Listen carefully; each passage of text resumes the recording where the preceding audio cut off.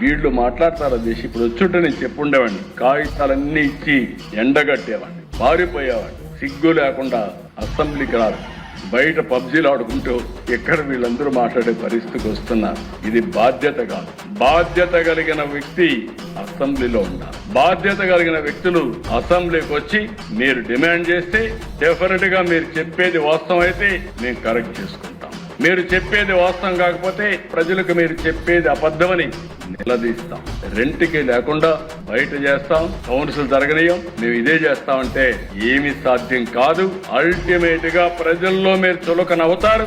చులకన కావడం కాదు, ప్రజల్ని మెచ్చి కొట్టే పరిస్థితి కూడా వస్తుంది. ఇది మంచిది కాదు ప్రజాస్వామ్యానికి. 48 ఏళ్ళుగా చూశాను విషయం. నా జీవితంలో మొట్టమొదటిసారిగా ఒక రాజకీయ పార్టీ 2.5 సంవత్సరాల నుంచి అసెంబ్లీకి రాకుండా చూడడం మొట్టమొదటిసారి అధ్యక్ష నా జీవితంలో. ఇది మళ్ళా జీతాలు తీసుకుంటున్నారు, మళ్ళా వీళ్ళకి ప్రివిలేజెస్ కావాలి బయట.